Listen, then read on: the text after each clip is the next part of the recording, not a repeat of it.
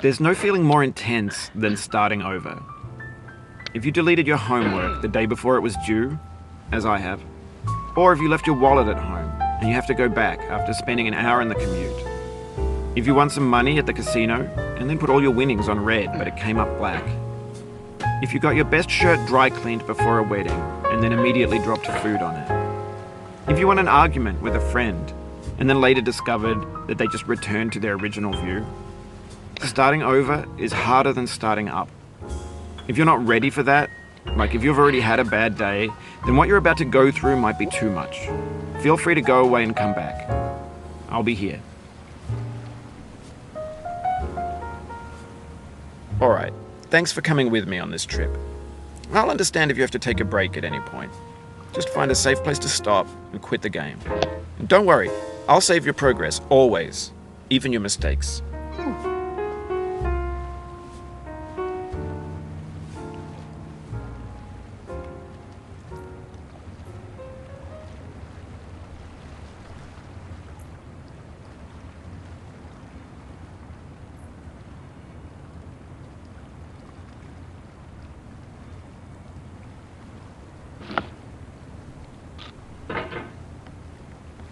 This game is a homage to a free game that came out in 2002, titled Sexy Hiking. The author of that game was Jazuo, a mysterious Czech designer who was known at the time as the father of B games. And B games are rough assemblages of found objects. Designers slap them together very quickly and freely, and they're often too rough and unfriendly to gain much of a following. They're built more for the joy of building them than as polished products.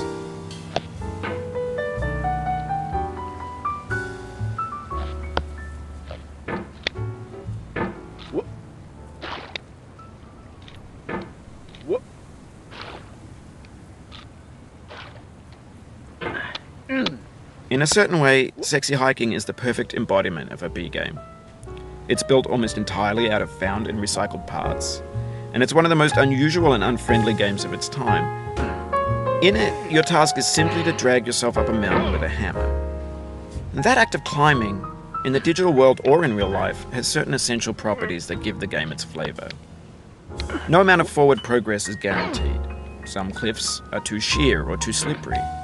And the player is constantly, unremittingly in danger of falling and losing everything.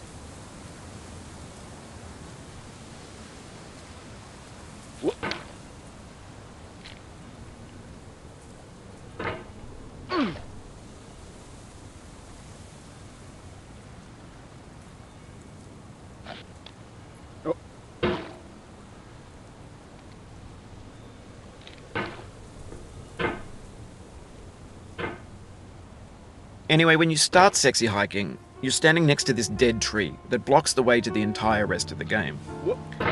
It might take you an hour to get over that tree, and a lot of people never got past it. You prod and you poke at it, exploring the limits of your reach and your strength, trying to find a way up and over. And there's a sense of truth in that lack of compromise. Most obstacles in video game worlds are fake. You can be completely confident in your ability to get through them once you have the correct method or the correct equipment or just by spending enough time. In that sense, every pixelated obstacle in sexy hiking is real.